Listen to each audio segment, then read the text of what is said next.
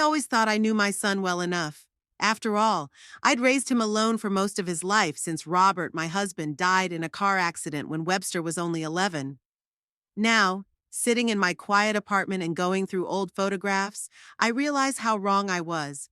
I'm 75 and I've spent most of my life working as a financial advisor for First Merchant Bank of Tuscaloosa. Not the most glamorous job, but it has given me two things: a steady income and an understanding of how money works. I've seen people with six-figure salaries go broke because of stupid decisions, and I've seen humble employees amass a decent fortune through discipline and patience. My apartment is not luxurious, but it's not squalid either. Two bedrooms, a cozy living room overlooking the park. The walls are decorated with watercolors by local artists and framed photos. My Robert in an engineering helmet, little Webster on his bike, me in my graduation gown while getting my finance degree. These are all testimonies to a life that was challenging, but definitely worthwhile. When Robert died, he left us a life insurance policy. Not huge, but enough that I could afford to be out of work for a year and finish my education. I invested most of it in high-risk bonds and index funds, nothing risky, but with steady gains. Added to that was the insurance on the house, which was paid in full the year before he died.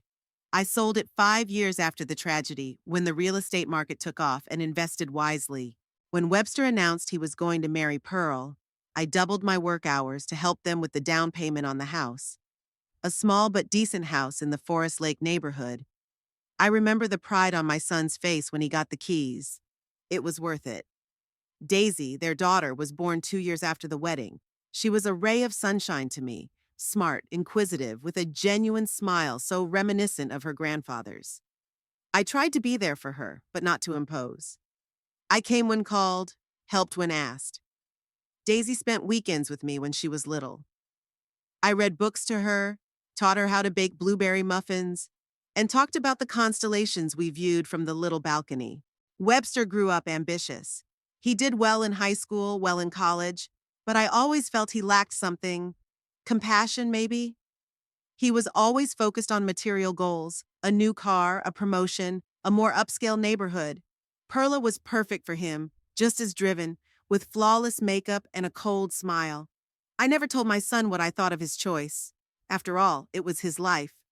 She worked at the elegant home furniture store, selling luxury sofas and beds to people who often couldn't afford them. She had a talent for convincing people they needed more than they thought they did. When I retired a year ago, my financial situation was stable.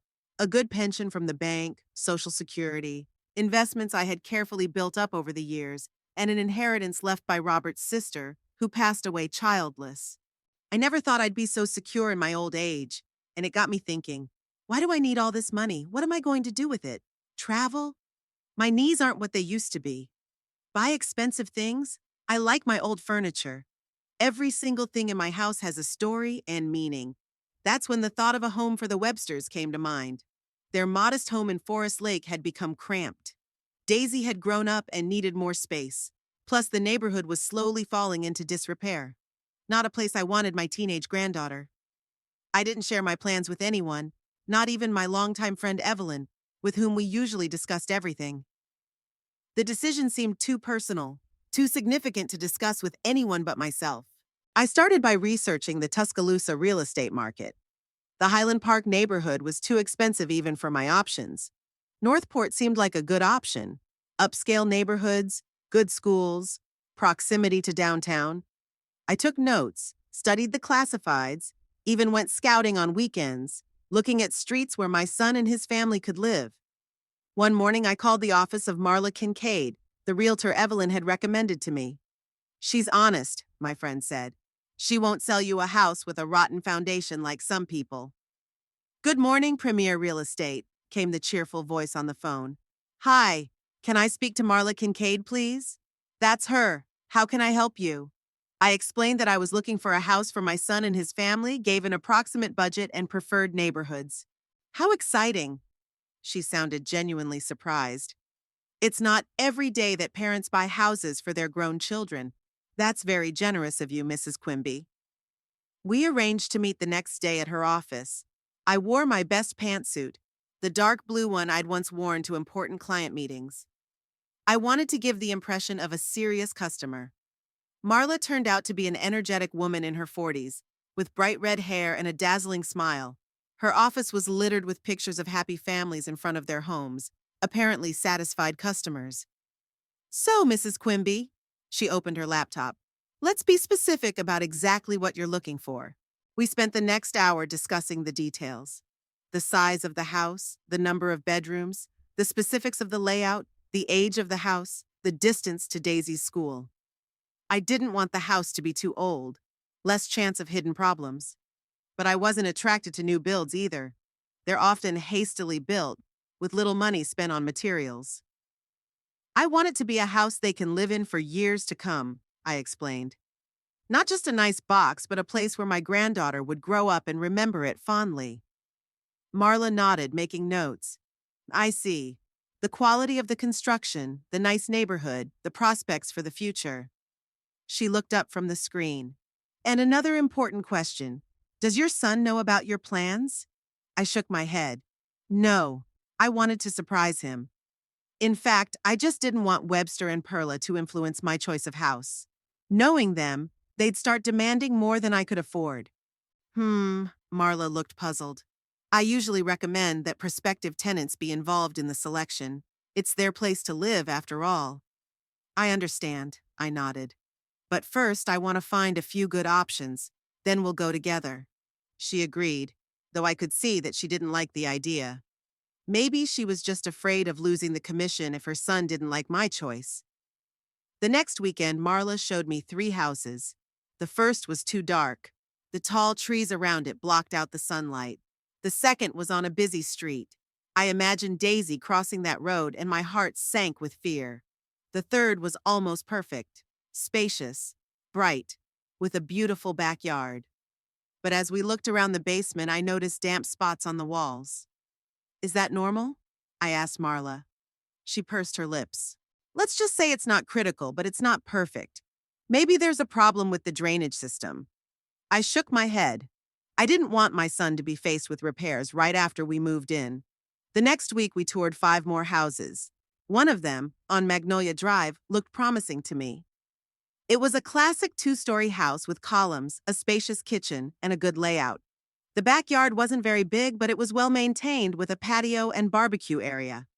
4 bedrooms, 3 bathrooms, an office for Webster, and a playroom that Daisy could turn into a creative studio.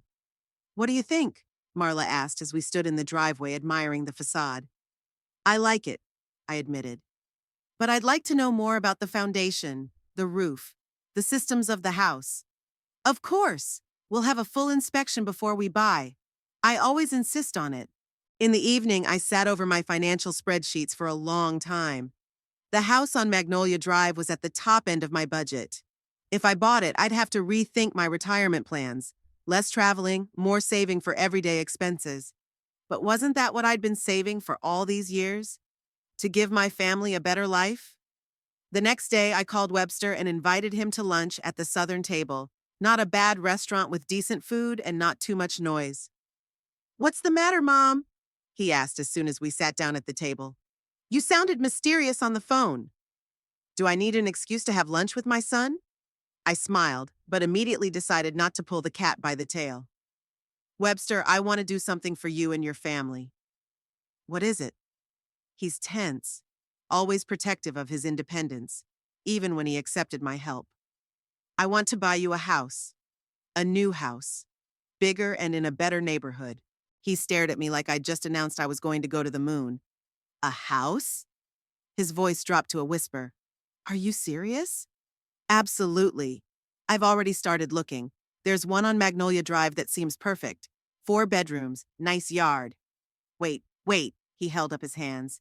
It's too much, Mom. We can't accept such a gift.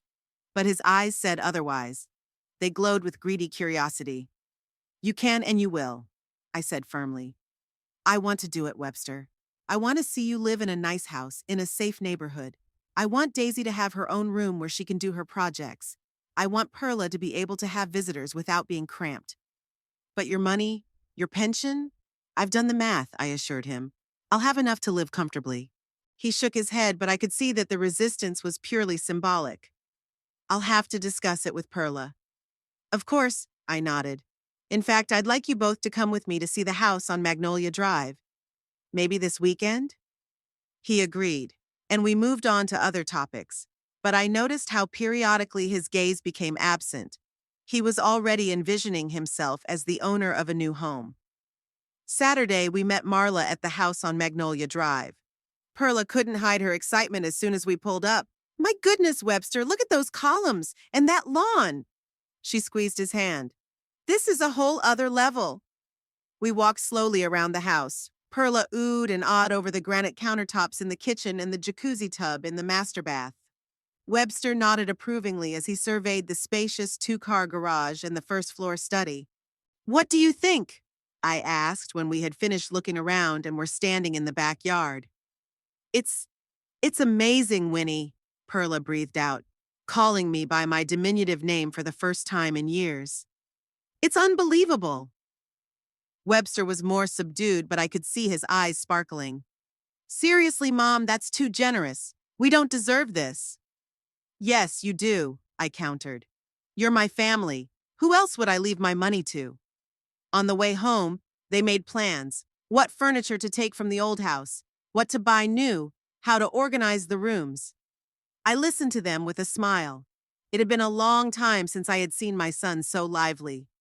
To my surprise, however, Webster called the next day to say that he and Perla would like to look at a few more houses for comparison. The house on Magnolia Drive is gorgeous, he said.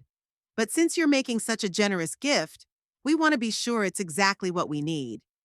I agreed, even though my inner voice told me it was the beginning of a dangerous journey. But could I say no?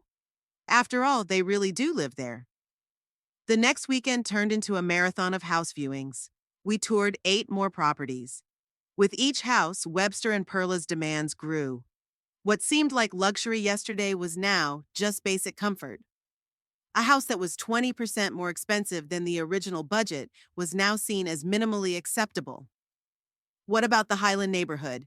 Perla asked as we sat in a coffee shop after another day of viewings.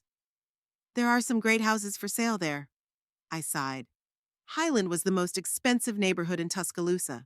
Perla, I'd already stretched my budget to the limit. But you sold Atant stock last year, didn't you? She smiled. Webster said it was a good deal. I looked at my son in surprise. I didn't remember sharing such details of my finances with him. Yes, I did, and most of the money is already budgeted for the house. Well, maybe we can increase it a little. Perla spoke in a sweet voice, like she was asking for more dessert. For Daisy's sake. Highland has such great schools. I felt irritation boiling up inside me, but I held back. Instead, I decided to be brutally honest. Look, I looked at them both. I'm doing this out of the goodness of my heart, but there are limits. I'm offering you a house that's several times better than where you live now. But I can't buy you a palace. Perla looked as if I had slapped her. Webster hastened to smooth things over.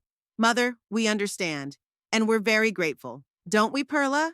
She smiled strainedly and nodded. Of course, Winnie. I'm sorry if I seemed ungrateful. The next day, Marla called me with the news. The house on Wisteria Lane had just come on the market. In her words, it was just adorable and perfect for the Webster family. Can I show it to you today? She asked. Houses like this don't stay on the market long. We met at the house 2 hours later. Me, Webster, Perla, and this time even Daisy, who had been picked up from school early for the occasion.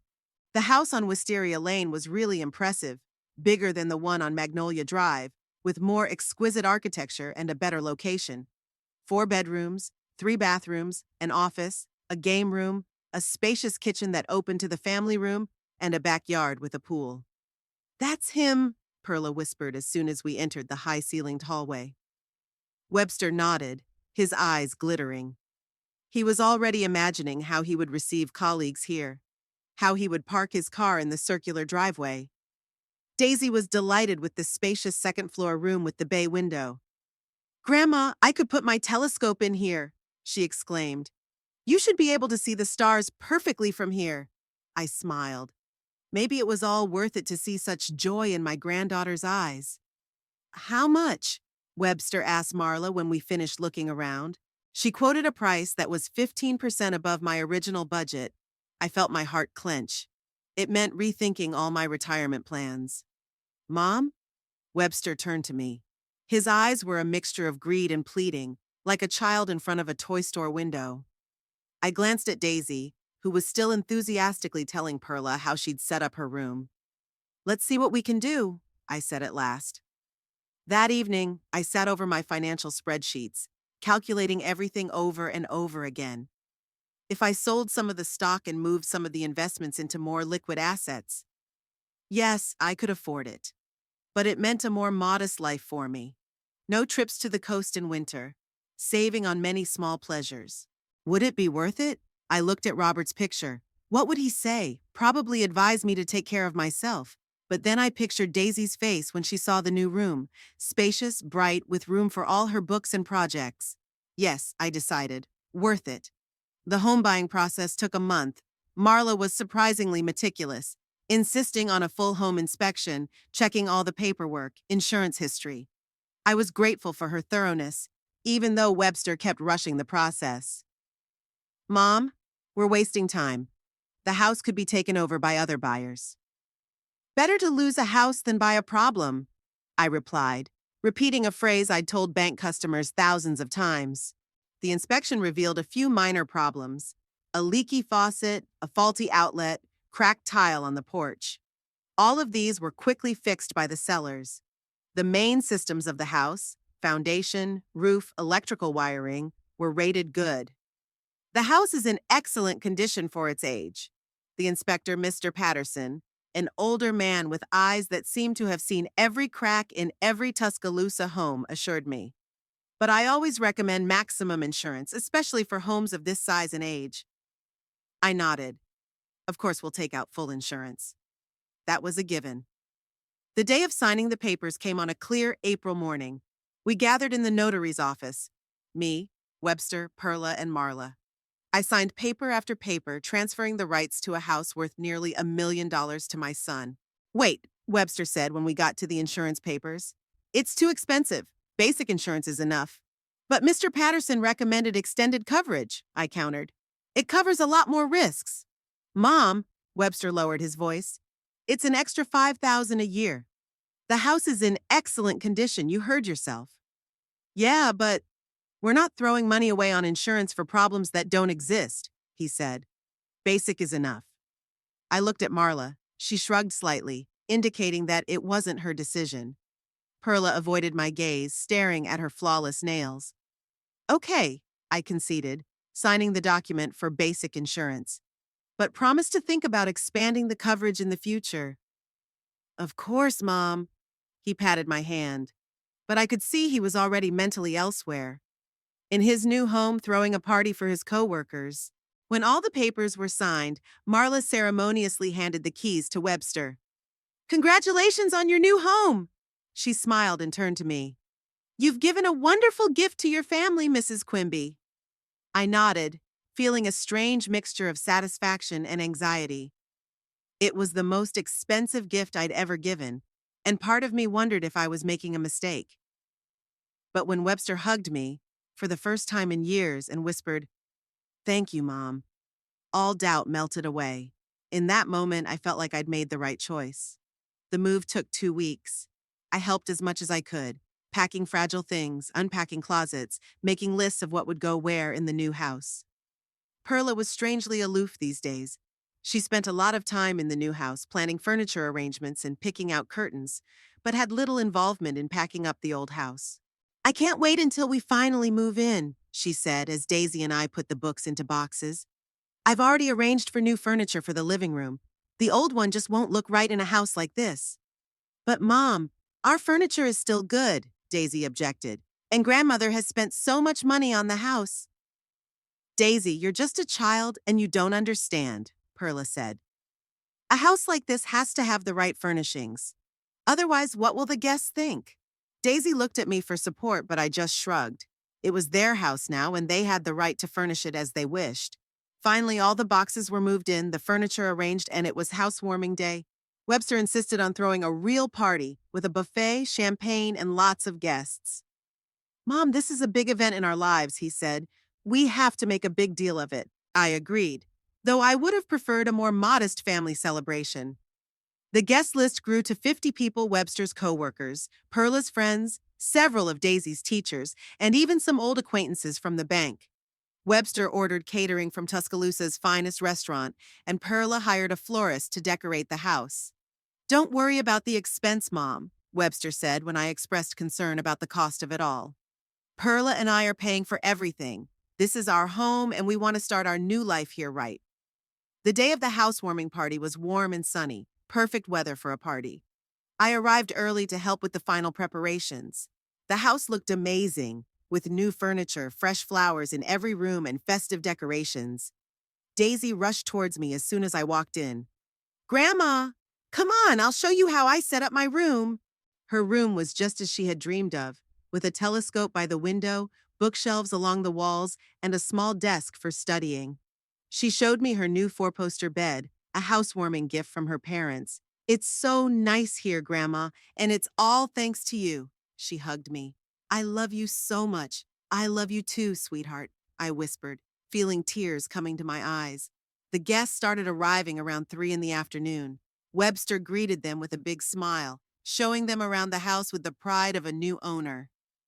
Perla shone in her new dress, accepting compliments on her impeccable taste in interior decorating. I was introduced to each guest with the invariable phrase, "And this is my mother, Winifred. She gave us this house." This was followed by rapturous exclamations and comments about my extraordinary generosity. By 6 o'clock, the house was buzzing with conversation and laughter. People gathered in groups in the living room, in the kitchen, in the backyard by the pool.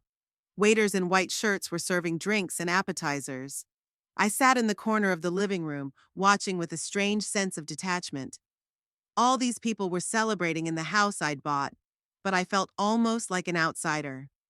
Webster was too busy entertaining his boss to spend time with me. Perla flashed here and there, adjusting flowers and pillows, worrying about making everything look perfect. Only Daisy came up to me periodically, talking about her friends' reactions to the new house and asking if I needed anything.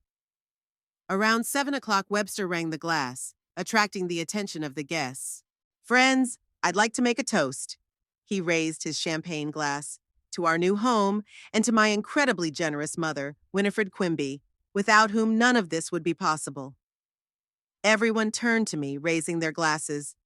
I smiled embarrassedly, feeling awkward in the center of attention. "Thank you, Mom," Webster continued, looking at me. "You've always supported us, and this house is the most amazing gift we've ever received." "To Winifred!" someone exclaimed, and everyone echoed, "To Winifred!" After the toast, Lorraine, Boss Webster's wife, an elegant woman with a keen eye, came up to me. "What an amazing gift you've given your son," she said, sitting down next to me. "Not many parents can afford that." "I've been lucky in life," I replied modestly, "and I wanted to share it with my family." "Do you live alone?" she asked, looking me over with an appraising gaze. "Yes, I have a small apartment not far from here." "Have you thought about moving in with your son? There'd probably be room for you in a house that big." I shook my head.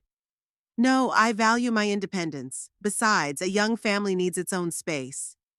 "A wise decision," she nodded. "Although, of course, as you get older, it's harder to live alone." I wanted to say that I was still doing fine on my own at 75, but we were interrupted by Webster, who had come to take Lorraine to her husband. The party went on. Gradually, the guests began to disperse. By 10 o'clock, only Webster and Perla's closest friends remained, two couples with whom they often spent time. I felt tired and decided it was time to say goodbye. "Webster," I walked over to my son, who was standing in the kitchen filling glasses. "I think I should go home. It's been wonderful, but I'm tired." "Are you leaving already?" He looked at me with slight surprise. "Stay a little longer." Brandon and Shelley had just started talking about their trip to Europe. "No, honey, I really have to go." I kissed his cheek. "Tell your friends I appreciate the company." "Okay," he sighed. "I'll walk you to the door." I said goodbye to Daisy, who was about to go to bed, to Perla, who barely nodded, busy talking to her friend, and to the rest of the guests. At the door, Webster gave me a hug. "Thank you again, Mom, for everything." "You're welcome, sweetheart. I'm glad you're happy in your new home." He helped me down the steps and walked me to my car.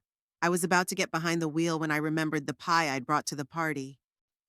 Oh, I forgot my baking mold in the kitchen. Wait, I'll pick it up real quick.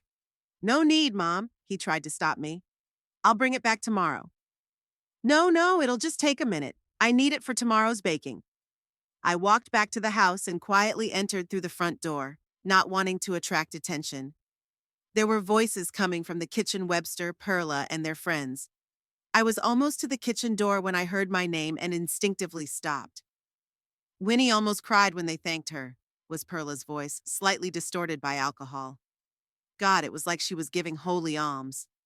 There was laughter. Hey, easy, it was Webster, but there was no real reproach in his voice. She gave us most of her savings after all. What else is she going to do with it? Perla snorted. It's not like she's going to a resort in Miami at her age. At least this way she'll see how they're spent in her lifetime. Laughter again. Weren't you afraid she'd want to live with you? A male voice I didn't recognize asked. My mother-in-law keeps hinting at it. Oh, Winnie's too proud for that, replied Perla. She'd rather die than admit she needs help. Besides, we've made it clear that's not an option. How so? A female voice asked curiously. You know, the usual excuses, Perla said with feigned weariness. We need our own space. Daisy needs her own room to study in, blah, blah, blah. In fact, the last thing we need is an old woman watching our every move in our own home. I froze, feeling the blood drain from my face. An old woman? Is that how they saw me? Can you believe she even tried to insist on some super expensive insurance? Webster continued. Like the house was gonna fall apart tomorrow. I could barely talk her out of it. That's smart, the man's voice said. Why throw money away? Exactly, Webster exclaimed. Now the money will be used for new patio furniture. Perla had already picked out a great set. I took a step back, not wanting to hear more. But my hand caught the vase on the console against the wall. The vase staggered, and I barely caught it in time, but I made enough noise to interrupt the conversation in the kitchen. Who's there? Webster shouted. I took a deep breath and walked into the kitchen, trying to maintain my dignity. Sorry, I forgot my baking dish, I said, pointing to the ceramic dish on the table. There was a heavy silence in the kitchen. Perla froze with the glass in her hand, her face pale. Webster looked like he'd been caught red-handed. The other two couples, Brandon and Shelley, Kyle and Lindsay, as I remembered now, were shuffling awkwardly from foot to foot. Mom, Webster began, but I held up my hand, stopping him. Don't, I said calmly, though I was seething inside. I heard the whole thing. You misunderstood, Perla interjected quickly. We were just joking. Really? I looked her straight in the eye. It sounded very believable. I picked up my baking mold and turned to leave. Mom, wait. Webster grabbed my hand. Let's talk. About what, Webster? I turned to him. About how much you despise the old lady who bought you this house? Or about how smart you were to turn down the insurance I recommended? He let go of my hand, his face darkening. You were eavesdropping. No, I came to get my stuff and happened to hear the truth. Isn't that ironic? Perla set down her glass and walked over to us, her face suddenly hard. You know what, Winnie? Yes, we were telling the truth. You bought us this house, and we're grateful. But that doesn't give you the right to interfere in our lives or tell us how to live our lives. Perla, Webster began warningly, but she waved her away. No, let her know. We're tired of your constant advice and judgmental looks. You bought us a house? Oh, that's great. Thank you. Thank you. But it's our house now, and we're going to live in it the way we want. I stared at her, stunned not so much by the words as by the venom with which they were spoken. I've never tried to control your life, I said quietly. But you wanted to, Perla parried. Admit it, you hoped this gift would give you influence, that we would be eternally grateful and listen to your advice. Perla, that's enough, Webster interposed, but there was no real force in his voice. She turned to him. What? You said the same thing yourself just yesterday. How she's manipulating you through Daisy, how she's trying to tell us what to do with the house. Webster looked caught between two fires. He looked at me, then at Perla, and I saw the moment he made a choice. Mom, he sighed, maybe we do need some space. We just moved in trying to get settled in. Maybe we shouldn't come over for a few weeks? I looked at my son, the man I'd raised alone, the man I'd sacrificed everything for, and I didn't recognize him. Did you? My voice was surprisingly calm. Then speak plainly, Webster. What do you want? He avoided my gaze. I think we need time to get used to a new home, a new life. Without me, I clarified. Temporarily, he looked up. Just a few weeks. Perla snorted. Come on, Webbs, tell her the truth. She turned to me, her eyes glittering with champagne and anger. Thanks for the house, Winnie. Really, thanks a lot. But now we don't need a burden like you anymore. Perla! Webster exclaimed, but did nothing to protect me. I stood there, holding my ceramic baking dish like a shield, and I felt something inside me break. Not my heart. It had already been broken many times in my long life. No, it was the last thread tying me to the illusion that my son, deep down, was still the boy I loved unconditionally. I see, I said at last. In that case, I won't bother you. I turned and walked toward the exit, feeling the stares of everyone in the room. I stopped at the door and added without turning around, I hope you will be happy in this house. I really do. I walked out into the night, closing the door quietly behind me. No one followed me. No one tried to stop me. Not even Webster. As I got into my car, I put the baking mold on the passenger seat and looked at the house. Big, beautiful, glowing with warmth. The house I had bought for my family, giving away most of my savings. The house I had just been called a burden. I started the car and slowly pulled into the driveway. The tears I had held back in the kitchen were now flowing freely down my cheeks. I didn't wipe them away. There was no one to see my weakness. The drive to my apartment took 15 minutes, but it felt like an eternity.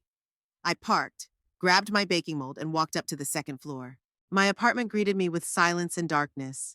I turned on the hallway light and saw my reflection in the mirror, an older woman with red eyes and an expression of deep pain on her face. A burden, I whispered, looking at my reflection. That's what I've become to my son. I walked to the living room and sank into a chair without removing my coat. I was still holding the baking mold, not knowing where to put it in this suddenly foreign apartment. All my life I had prided myself on my strength, my independence. I'd raised my son alone, built a career, provided myself with a decent old age. And now, at 75, I sat alone in an empty apartment, rejected by the only man I'd ever lived for. It was the longest night of my life. I didn't cry anymore. The tears dried up, leaving only emptiness behind. I sat in the chair until dawn, looking out the window and thinking about all the decisions that had brought me to this moment. When the first rays of sunlight penetrated the room, I finally got up, took off my coat, and went to the bathroom. Looking at my tired face in the mirror, I swore to myself that this was the last time I would let my son hurt me. The morning after the housewarming party greeted me with a headache and a feeling like the world had been turned upside down. I barely slept, replaying the events of yesterday over and over in my head. Perla's words, Webster's acquiescence, the overwhelming realization that my family saw me only as a burden. I brewed myself some strong tea, the medicine my mother had taught me for all adversity, and sat by the window, watching Tuscaloosa wake up. People were rushing to work, neighborhood children were waiting for the school bus, and the mailman was starting his rounds. A normal day for everyone but me. The phone rang. I looked at the screen, Daisy. My hand froze over the receiver. What am I going to tell my granddaughter? How would I explain that her parents had kicked me out of their lives? The phone rang and rang until it went to voicemail. Grandma, it's me. Daisy's voice was quiet, almost a whisper. I just wanted to tell you that I love you, and whatever happened yesterday, Mom and Dad won't tell me, but I know something happened. Just know that I will always love you. The tears I'd been holding back all morning came in floods. How was this girl? Only 16 years old, wiser and kinder than her parents. I didn't call back.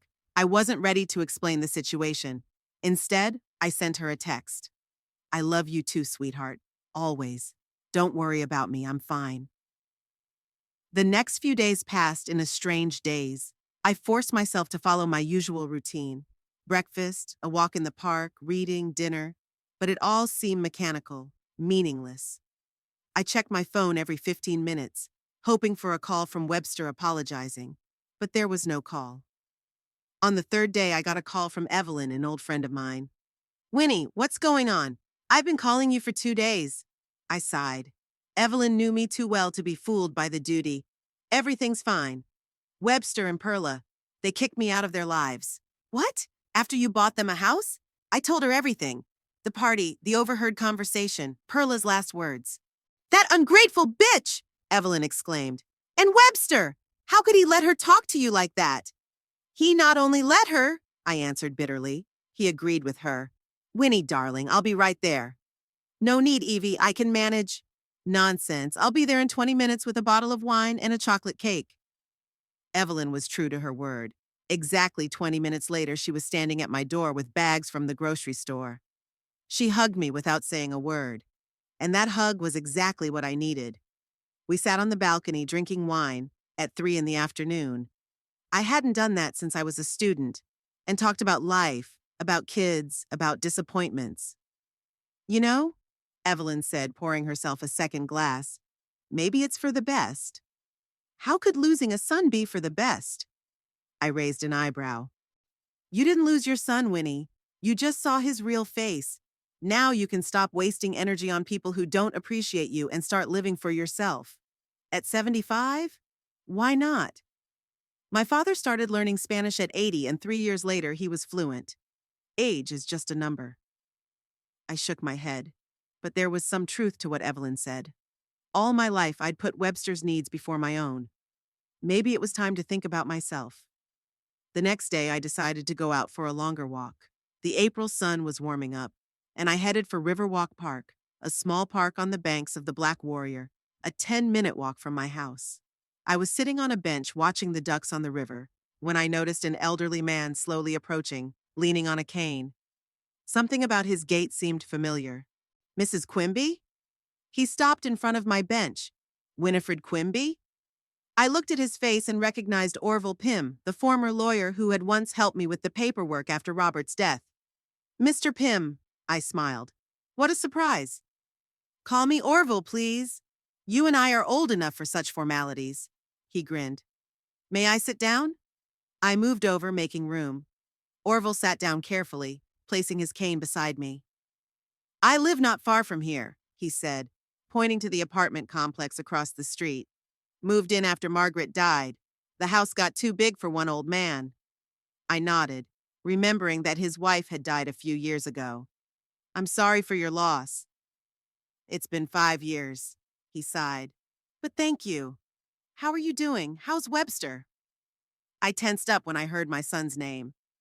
"He's fine. He just moved into a new house." "That's great," Orville nodded. "And you? You look, I'm sorry to be blunt, but you look upset." Something in his kind eyes and his genuine concern made me open up. To be honest, it wasn't the best time of my life. I hadn't intended to tell him the whole story. But the words came out.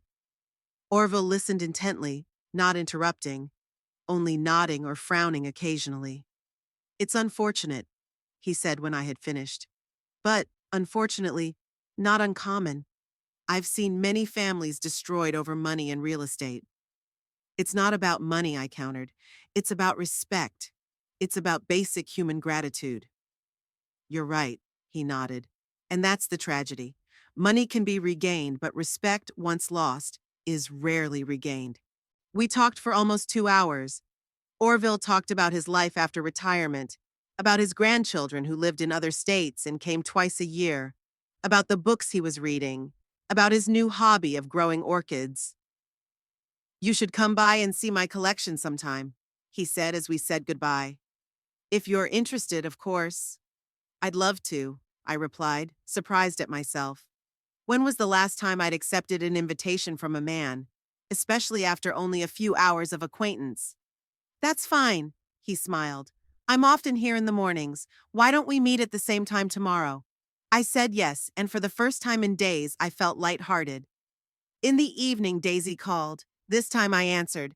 Grandma, I'm so glad you picked up. How are you? I'm fine, sweetheart. How are you? I'm fine, she said quietly. Grandma, what happened at the party? My parents won't tell me, just that you two had a fight. I sighed. How to explain everything to a 16-year-old girl without denigrating her parents? Your parents and I, we have different views on some things. We need time to think things through. Is this about the house? I could hear the age-old insight in her voice. Partly, I admitted. But don't worry about it. It'll get better. I miss you, she said quietly. And I don't like what they did. Do you know what happened? I tensed up. Not everything. I heard them talking in the kitchen. Mom said something mean, and you left. Is that true? Yeah, something like that. I didn't want to go into details. But that's between me and your parents. You don't have to take sides. But I'm on your side, she exclaimed.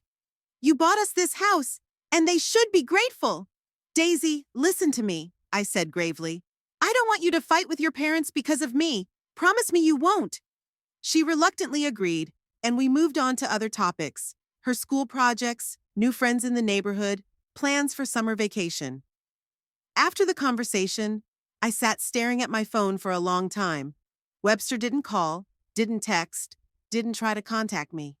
It was as if I had ceased to exist for him the moment the door of their new home closed behind me. The next few days passed in relative peace. I met Orville in the park. We walked, talked about books, about politics, about life. He showed me his orchid collection, small but impressive. I took him out to dinner, and for the first time in years, I didn't cook just for myself. Evelyn noticed the change in my mood. You look better, she said when we met for lunch in town. You're even smiling. I'm starting to get used to the new reality, I replied. And maybe Orville is helping a little. Orville? She raised her eyebrows. Who's Orville? I told her about the new acquaintance, and Evelyn smiled. Winifred Quimby, you surprise me. Is there really a man in your life? Don't exaggerate, I felt myself blush. We're just friends. Of course, she winked. Just friends always starts that way. I shook my head, but I couldn't help but smile. At 75, am I blushing like a schoolgirl? On the 7th day after the housewarming party, I was involuntarily counting down the days like a disaster. The bell rang. I was preparing lunch and didn't look at the phone screen right away. I answered it automatically. Hello? Mom? Webster's voice was tense, almost panicked. Mom, you have to help. I froze with the knife in my hand. 7 days of silence and now this call? Webster? What's wrong? The house, Mom! There's a problem with the house! I slowly put the knife down, wiped my hands with a towel and sat down at the kitchen table. What kind of trouble? Here. He was breathing hard like he was running. The inspectors are here. They found some serious problems with the foundation, some cracks, shifting. I don't understand all that terminology, but they're saying the house is unsafe to live in. We're facing eviction, Mom. I was silent, digesting the information. The pre-purchase inspection showed no problems with the foundation. How is that possible? When did this happen? I finally asked. This morning. A neighbor noticed cracks in the driveway and called the inspectors. They inspected the foundation and found serious defects. They say that part of the house could collapse at any moment. What about the insurance? I already knew the answer, but I asked anyway. That's just it. Webster's voice broke into a shout. Basic insurance doesn't cover foundation problems. If we'd gotten the extended coverage you suggested. He paused. As I advised, I repeated slowly. Yes, Mom. You were right. I was wrong. He sounded almost hysterical. But now is not the time to talk about it. We need help. The repairs will cost hundreds of thousands, and we don't have that kind of money. I closed my eyes. A part of me, a small, gloating part that I wasn't proud of, felt satisfied. Justice had been served. But the other part, the mother I had been all my life, was rooting for her son, for her granddaughter. What do you want me to do, Webster? Help us, Mom, he begged. You're the only one who can. You have savings, investments, most of which I used to buy this house, I reminded him. I know, but there must be something left over. Or you could take out a loan against your apartment. Anything, Mom. We can't lose the house. I sat listening to my son's desperate pleas and thought about the last week, about how they kicked me out, of Perla's words. "We don't need a burden like you anymore," and Webster's acquiescence. "Webster," I said at last, "I can't help you." "What?" He couldn't believe his ears. "What do you mean you can't? I spent almost all of my savings on the house. What's left I need to live on." "But Mom!" His voice was shaking. "We're going to lose the house. We'll be on the street." "Not on the street," I corrected him. "You still have the old house. You haven't sold it yet, have you?" "No, but, that's not it. We can't go back to that doghouse after, after the fancy mansion I gave you?" I finished for him. There was silence. I could hear Webster breathing heavily. "Mom," he began again, quieter, "I know what we did was wrong. What Perla said. It was awful. I should have stopped her. I'm sorry. I really am." "You are?" I could feel the anger rising in me. "You're only sorry because you want my money, Webster. If the house was okay, you wouldn't have called me. Admit it." Silence again. Then, "Mom, please, for Daisy's sake, she loves this house so much, her new room." "Don't use my granddaughter." My voice turned icy. "It's beneath even you." What do you want me to do?" There was desperation in his voice. "I'll apologize. Perla and I will both apologize. We were wrong. Terribly wrong. You can move in with us if you want. We have plenty of room." I grinned bitterly. A week ago, I was a burden, and now they're inviting me to live with them. "Webster, listen to me carefully," I said calmly. "I won't give you any money. Not now, not later. I've already given you almost everything I had, and all I got in return was contempt. It won't happen again." "But Mom—" "I'm not finished," I interrupted him. "The problem with the house is your problem. You're a grown man. You can decide for yourself. Sell the house at a loss. Go back to the old house. Take out a loan. I don't care. But don't come to me for money." "You can't do that!" He was almost shouting. "You're my mother!" "Yes, I am your mother, and I've loved you all your life, Webster, but love doesn't mean letting you use me. It's over." "You're gonna regret this." His voice became menacing. "When we're on the street, when Daisy loses her home, you'll regret it." "Maybe," I agreed. "But not as much as I regretted giving my house to people who thought I was a burden." I pressed the end button and put the phone down on the table. My hands were shaking and my heart was racing. But in a strange way, I felt stronger than I had in years. The phone immediately rang again. "Webster." I rejected the call. It rang again and again. I turned off the sound and went back to making dinner. An hour later, there was a knock on the door. I went over and looked through the peephole. Webster was standing in the hallway, disheveled and agitated. I didn't answer it. "Mom!" He knocked again and again. "Mom, I know you're in there. Open the door." I sat down in the chair away from the door and waited. He kept knocking, calling me, even threatening to call the police. Finally, after almost 20 minutes, the knocking stopped. I went to the door and looked through the peephole again. The hallway was empty. Back in the living room, I saw that there was a message on my phone. From Orville. "How about a walk tonight? The weather promises to be lovely." I smiled and replied, "I'd love to. Meet me at the park at 6. For the first time in years, I felt truly free. Free of manipulation, free of guilt, free of the need to always be a good mother, even when my son wasn't a good son. Maybe Evelyn was right. Perhaps at 75, everything is just beginning. After Webster's call and his unsuccessful visit, I was at a loss for words. Despite my firm decision not to give in to manipulation, my motherly heart still ached. I paced around the apartment, running through every possible scenario in my mind. What if the house is really dangerous?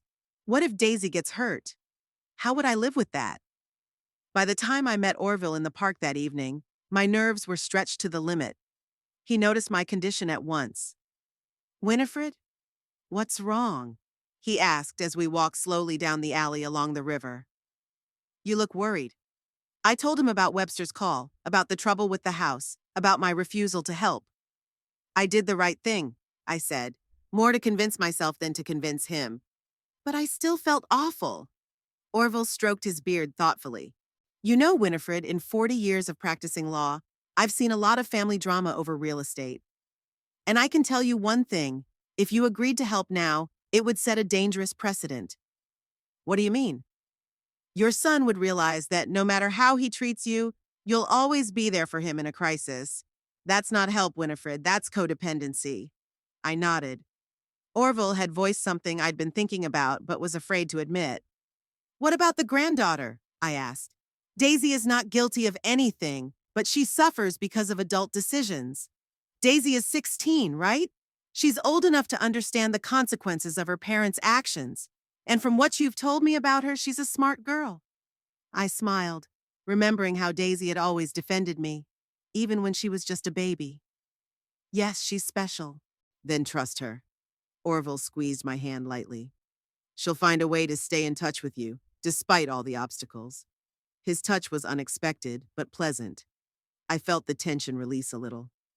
You know, Orville continued, when my daughter Eleanor divorced, her ex-husband tried to turn her grandchildren against her. He used the same techniques, manipulation, guilt. But children see more than we realize. Over time, they figure out who really loves them unselfishly. I hope you're right, I sighed. I just don't want to lose Daisy. You won't, Orville said confidently. True love always finds a way. We reached a small area overlooking the river and sat down on a bench. The sun was slowly sinking to the horizon, coloring the water golden. It's beautiful, I whispered. Yes, it is, Orville agreed, but he wasn't looking at the river. He was looking at me. I felt myself blushing and looked away. At 75, who would have thought it? The next morning, I was awakened by the ringing of the phone. I reluctantly reached for the bedside table, expecting to see Webster's name on the screen. But it was Daisy. Grandma? Her voice sounded muffled, like she was speaking from under the covers. Are you awake? No, sweetie. I lied, sitting up in bed. What happened? My parents were fighting all night. Dad said you refused to help with the house, and Mom called you She stammered. Anyway, she said a lot of mean things. And then Daddy started blaming her for being mean to you at the housewarming party. I closed my eyes. All I needed was for Daisy to be at the center of a family conflict. I'm sorry you have to hear that, I said. Adults sometimes say terrible things in anger. It's not just that, Daisy continued. We had some people over yesterday to look at the house. One of them said it was dangerous to be here. Mom was crying and Dad was yelling into the phone at someone. Were you asked to move out? I asked, feeling my heart clench. Not yet. But Dad said if the renovations don't start soon, we'll have to. She was quiet. Grandma, why don't you want to help? I took a deep breath. How do you explain the complexities of adult relationships to a teenager? Daisy, it's not that easy. I've already spent most of my savings buying this house. What's left I need to live on? But you have an apartment, she argued. You could sell it and move in with us. Dad said he'd offered you that. I grinned bitterly. Of course, Webster had presented it in a favorable light. Daisy, something happened between me and your parents at the housewarming party. Something that makes it impossible for me to live with you. What was it? She insisted. Mom said something rude, I know. But can't you just forgive and forget? Sometimes words hurt too deeply, I said quietly. And it's not just words, it's actions, attitudes. Your parents made it clear they didn't want me in their lives until they needed the money. Daisy was silent for a few seconds. But I do want you in my life, she said finally. It's not fair that I can't see you because of their fight. You can always call me, I assured her. And when you're an adult, you can make your own decisions. But that's 2 more years, she exclaimed. I can't wait that long. There was so much despair in her voice that my heart sank. Look, I said, making a decision. Maybe we could see each other sometimes. After school or on the weekends. Just don't tell your parents if they mind. Really? She sounded a little happier. Would you be okay with that? Of course I would. You're my granddaughter and nothing will change that. I love you, Grandma, she said. And I'm ashamed of my parents. You don't have to be ashamed of them, I said. Just be yourself, Daisy. That's all I ask. After talking to my granddaughter, I sat in the kitchen for a long time, thinking about the situation. Am I doing the right thing by encouraging Daisy to date me in secret from her parents? Am I ruining her relationship with Webster and Perla? But is it fair to deprive a child of her grandmother's company because of adult conflict? The doorbell rang, interrupting my musings. Perla stood on the doorstep, impeccably dressed and wearing makeup as always. Only the dark circles under her eyes showed her fatigue. "Winnie," she said with a strained smile. "Can I come in?" I stepped back silently, letting her into the apartment. Perla walked into the living room and paused, looking around as if she'd never been here before, even though she'd been here dozens of times. "Sit down," I said. "Would you like some tea?" "No, thank you." She sat on the edge of the couch, her back unnaturally straight. "I came to talk about the house." "I thought so." I nodded, sitting down in the chair across from her. "Webster told me about the problems with the foundation." "Yes, the situation is complicated." She ran a hand through her hair, a nervous gesture I'd never noticed before. "The engineers say the house is built on unstable ground. There's some underground water, erosion. Anyway, the foundation's cracking. It's going to need major repairs." "And the insurance doesn't cover it," I said. "No." She shook her head. "Basic insurance only covered fire, flood, and other external damage. You needed extended coverage for the foundation." Just like I'd advised. Perla pressed her lips together. "Yes, you were right. We should have listened, but that's not what this is about. We need help, Winnie." "I already told Webster I can't help," I said calmly. "I just don't have that kind of money." "But you have this apartment," she countered. "You could take out a loan against it or sell it and live with us." "Webster agrees. We'll set up a guest room just for you." I gave her a long look. "Perla, a week ago, you called me a burden and said you didn't need me anymore. And now you want me to move in with you?" She lowered her eyes. "I was wrong. I said some terrible things in the heat of, I don't know what. Pride, maybe. Or greed. But I'm sorry, really." "Sorry because you want my money," I said. "Not because you're really sorry." "It's not fair." She raised her head, tears glistening in her eyes. "Yes, we need the money. But that doesn't mean I don't regret what I said. I was awful to you, Winnie. And I'm ashamed." I sighed. Perla had always been a good actress. How many times had she charmed customers at the furniture store, getting them to buy things they couldn't afford? "Even if I believed you, Perla, it wouldn't change anything. I can't help you with the renovations. My finances are limited." "But you can sell the apartment." She raised her voice again, then pulled herself together. "I'm sorry, I just don't understand why you don't want to help your only son." "Because I already have," I said firmly. "I bought you a house you didn't bother to properly insure despite my advice." Perla stood up, her face red with anger. "You're just getting back at us. You're using this situation to punish us for what we said." I stood up too. "No, Perla, I'm just not letting myself be used anymore. And if you call that revenge, that's your right." She grabbed her purse and headed for the door. "You're gonna regret this, Vinny. When we lose the house, when Daisy's homeless, you'll regret it." "You still have the old house," I reminded her. "No one's going to be left on the street." "You know very well we can't go back there," she exclaimed. "Not after living here." "It's your choice," I shrugged. "Like so many other decisions you've made." She looked at me with such hatred that for a moment I was afraid.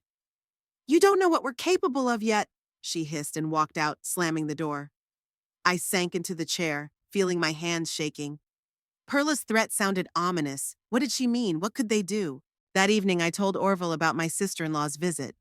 We sat in his apartment, cozy and filled with books. The orchids on the windowsills bloomed in all shades of pink and purple. "Did she threaten you?" He frowned when I recounted Perla's last words. "Not directly," I shook my head, "but it sounded scary." "Would you like me to talk to them?" he offered. "As a lawyer, I could explain that any attempts to pressure you could have consequences." "Thank you, but no," I smiled. "It would only make things more difficult. I can handle it." He covered my hand with his. "I know you will. You're a strong woman, Winifred, stronger than you think." There was so much warmth and admiration in his eyes that I felt 20 years younger. "You know," he said after a little silence, "when Margaret died, I thought my life was over. 43 years together, and suddenly I was alone. I didn't know how to go on, why I woke up in the morning." I nodded, understanding his feelings. When Robert left, I felt the same way. But then I realized, he continued, that life goes on, even when it seems impossible. And it can be filled with new meanings, new relationships.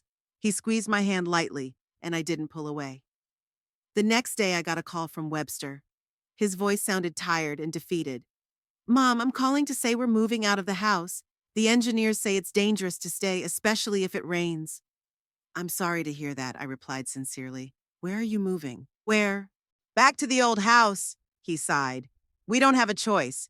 The realtor says the house can be sold for demolition, but we'll only get a fraction of its value. I understand, I said, not knowing what else to say. Perla said she came to see you, he continued after a pause, and that you refused to help. Yes, I confirmed, but not because I don't want to, Webster. It's because I can't. You could have sold the apartment, he said, the accusatory tone back in his voice, if you really wanted to help. And where would I live? I asked. With us, of course. There's room in the old house. I shook my head, though he couldn't see it. No, Webster. After all that's been said, it's impossible. So you won't forgive us? He sounded resentful now. Will you hold a grudge for the rest of your life? It's not about resentment, I tried to say calmly. It's about respect, trust, reciprocity. It's all broken, and not by me. But we're a family, he insisted. Doesn't that mean anything to you? It does, I replied. That's why I'm so hurt by your betrayal. He exhaled noisily. Okay, Mom, I get it. You don't want to help, but don't at least forbid Daisy from seeing you. She misses you. I've never forbidden her, I objected. On the contrary, you could have forbidden her to see me. We're not the monsters you think we are, he said tiredly. Daisy loves you, and we will not interfere with your communication. Thank you, I said, surprised at his sudden concession. You're welcome, he said quietly. Mom, no matter what, I still love you, and I hope that someday you'll be able to forgive us. After talking to my son, I felt emotionally drained. His last words of love, were they sincere or just another manipulation? And did it really matter? I decided to take a walk to clear my head. May was in full swing, and Tuscaloosa was awash in flowers. Azaleas, magnolias, jasmine, the air was filled with their scents. In the park, I met Orville, who seemed to be waiting for me. I was hoping to see you here, he smiled. Are you all right? I told him about the conversation with Webster, his sudden humility, his declaration of love. Do you think he was sincere? Orville asked. I don't know. I shook my head. Part of me wants to believe that he is. That somewhere deep down inside, he's still the boy I raised. But the other part suspects this is just another tactic. Yes, I admit it. Especially his sudden acceptance of my seeing Daisy. He'd been adamantly against it before. Orville thought for a moment. Perhaps he had really realized his mistake. Losing the house was a serious blow that might have made him reevaluate his priorities. Or, I added, he simply realized that threats and accusations weren't working and decided to try a different approach. Either way, Orville said, be careful. Don't make hasty decisions under the influence of emotion. I won't, I promised. I'd had enough of rash behavior. The next day, Daisy called and asked if she could come over after school. Dad said it was okay, she added. Can you believe that? Yeah, it's unexpected, I said. Sure, come over. I'll bake your favorite blueberry muffins. Daisy arrived at 3 o'clock with her backpack on her back and a brightly colored scarf around her neck. I noticed she looked worried. What's wrong, Sunshine? I asked as we sat down in the kitchen with tea and muffins. We're moving back to the old house, she said. The workers are already packing. I know, your father told me. Is it temporary? I don't think so. She shook her head. Dad says the house will have to be sold for demolition and we don't have the money to renovate it. I'm sorry, Daisy. I covered her hand with mine. I know how much you loved your new room. Yes, it was wonderful, Daisy sighed. But it's not just that. My parents fight all the time. Mom blames Dad for not listening to you about the insurance, and Dad says she ruined it with her rude words at the housewarming party. Don't take it personally, I advised. Adults often find fault when things go wrong. But what if they get divorced? There were tears in her eyes. Mommy said yesterday that she couldn't live like that anymore. I put my arm around my granddaughter, feeling her shaking. Daisy, listen to me. Whatever happened between your parents, it's not your fault, and they'll both always love you, whether they're together or not. I know, she blew her nose. It's just that everything was so good in the new house, and now it's going to be different. I finished for her. But it doesn't have to be worse. Sometimes change opens up new possibilities.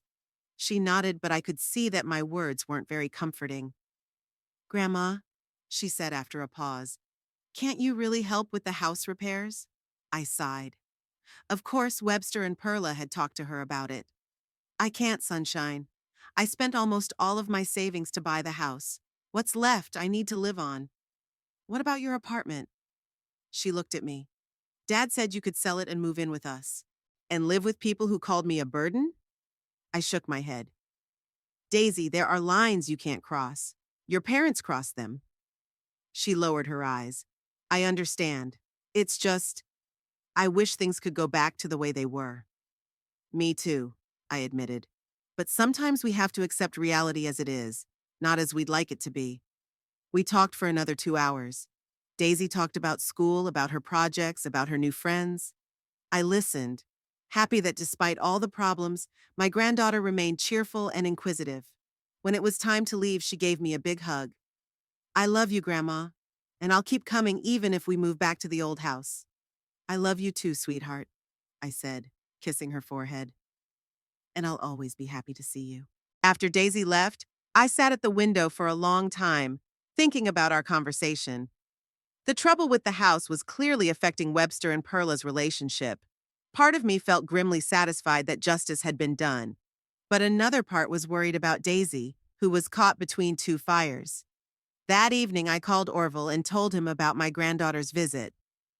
They're using the child to pressure you, he said indignantly. That's low. I'm not sure they were setting her up on purpose, I countered. Daisy's a smart girl. She asks her own questions. Maybe, he agreed. But it's strange that your son suddenly lets her see you, and then she starts talking about selling the apartment. I wondered.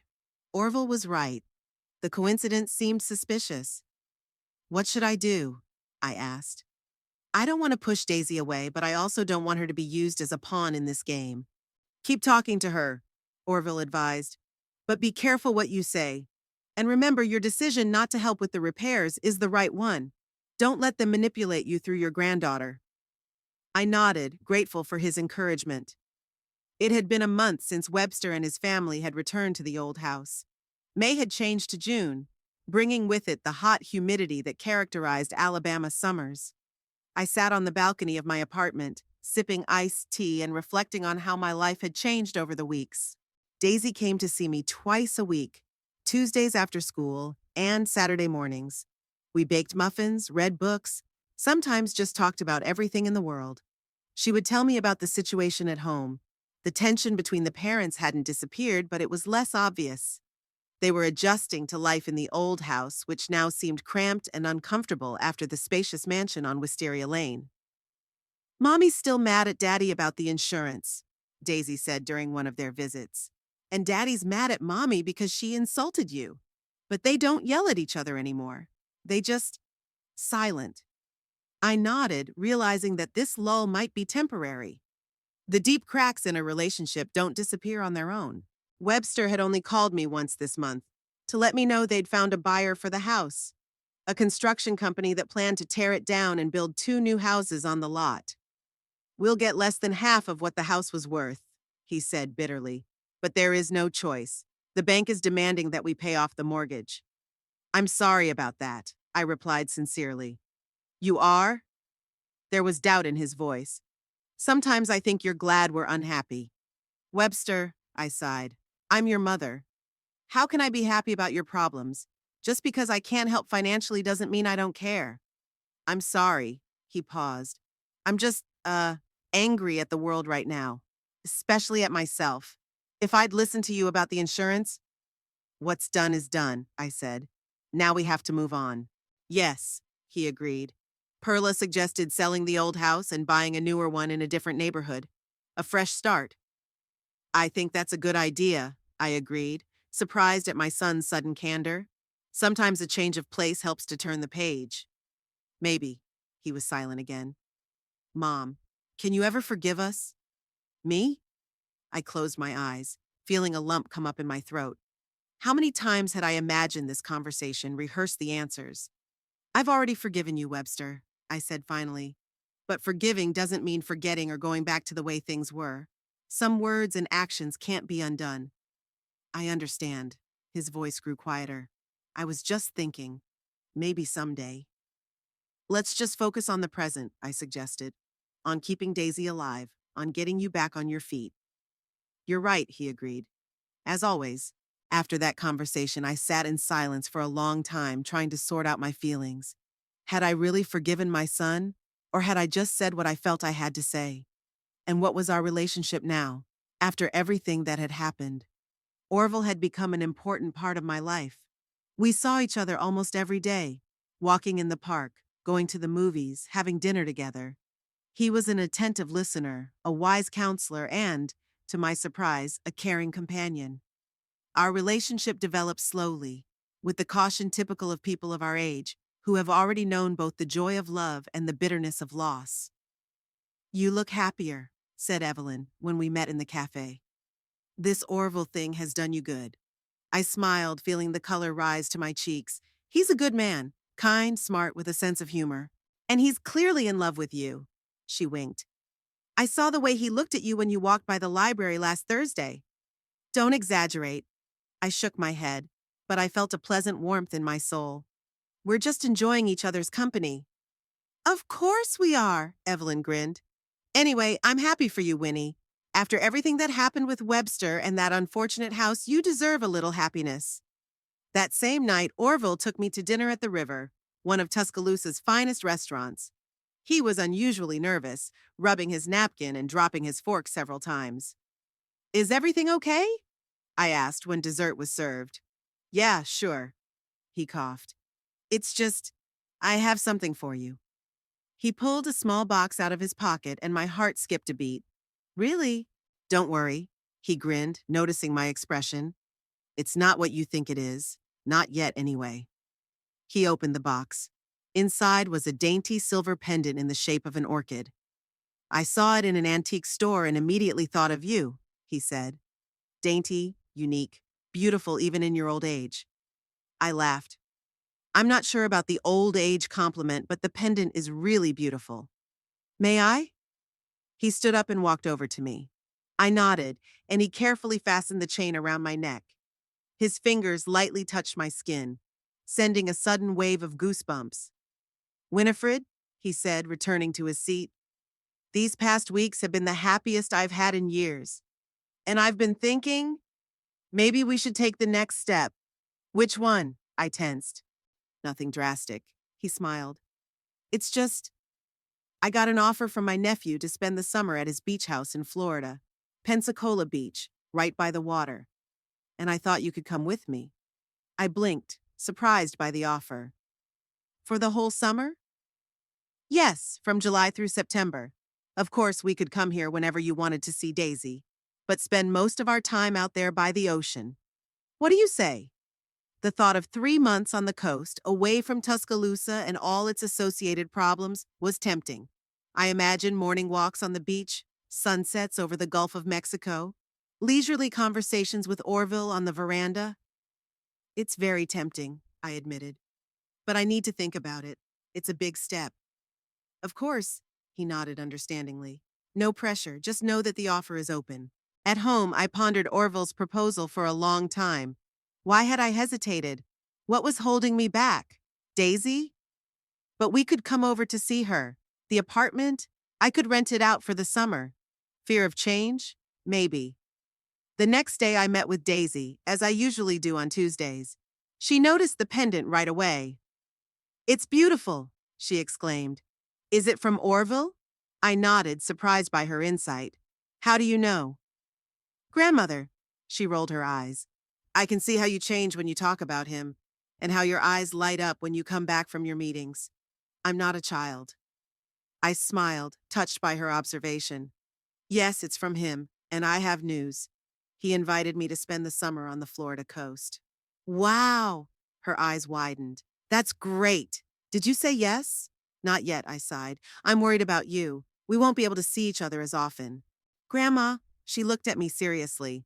You don't have to give up happiness because of me. We can video chat every day, and you'll come over once in a while, right? Of course, I nodded. But still, no buts, she shook her head firmly.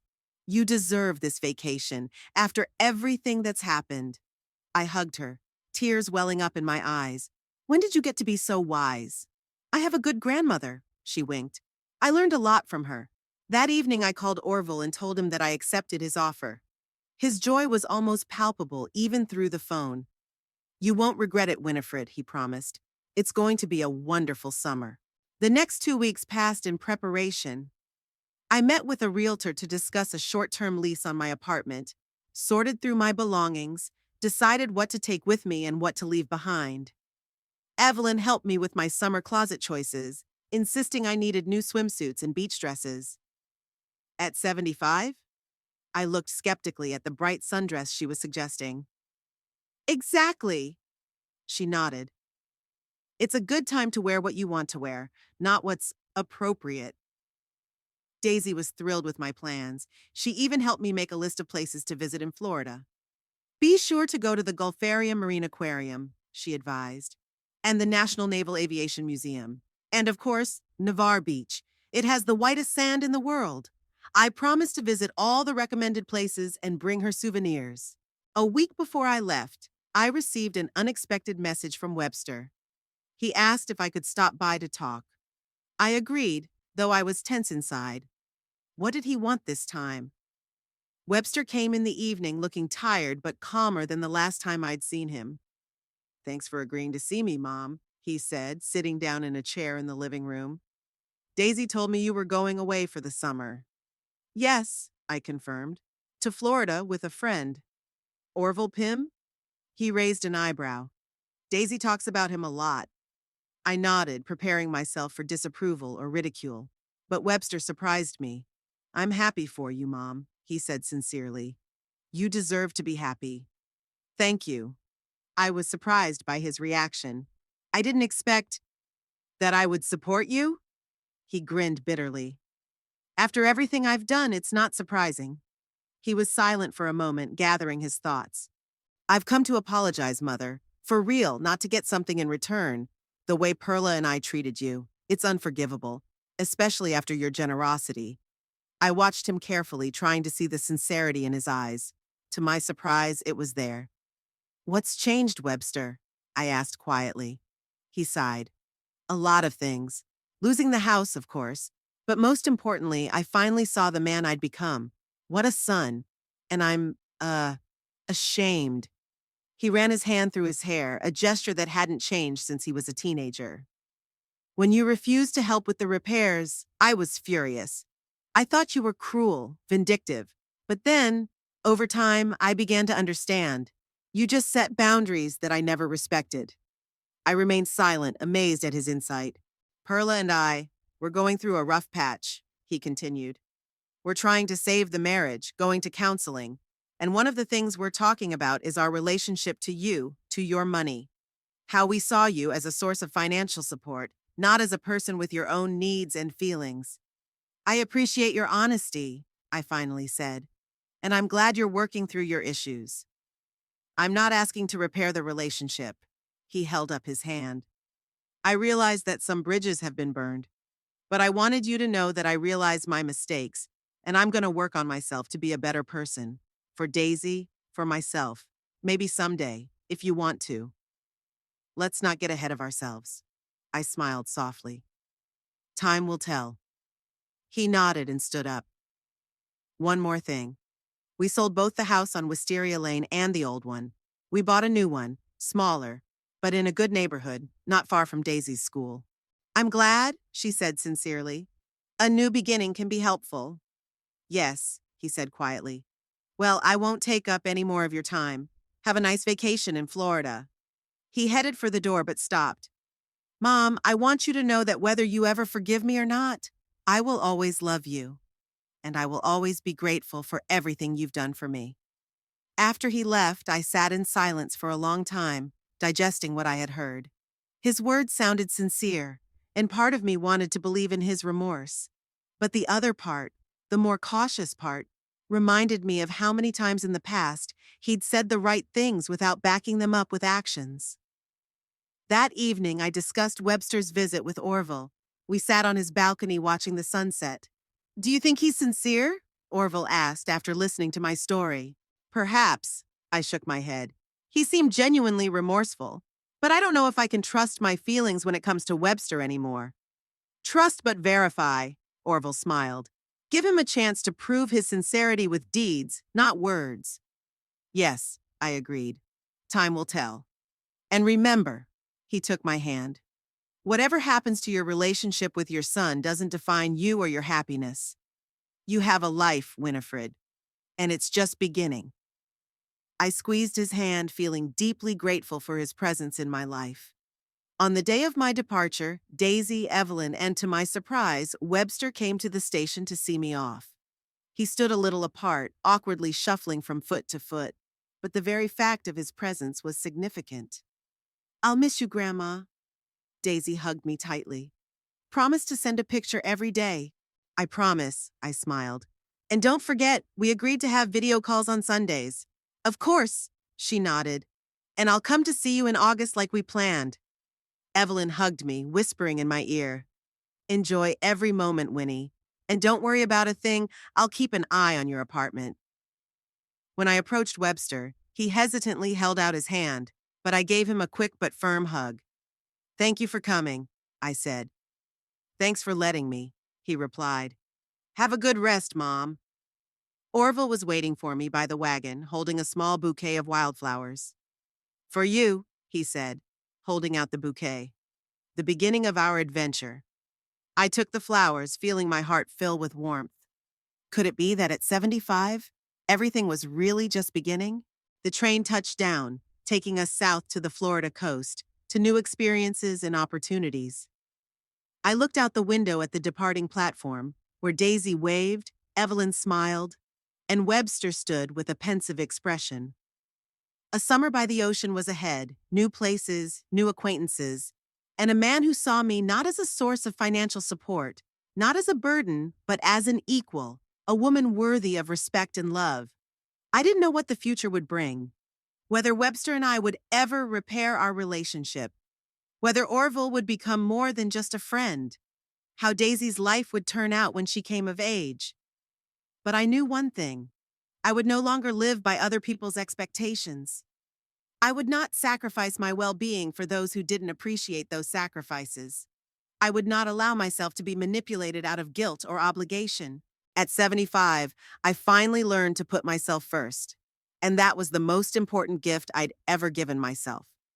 I turned to Orville, who was dozing off in the chair across the hall. The sunlight played in his gray hair, making it almost silver. On his face was the calm smile of a man who has made peace with his past and looks forward to the future. It was the same smile I knew that lit up my face.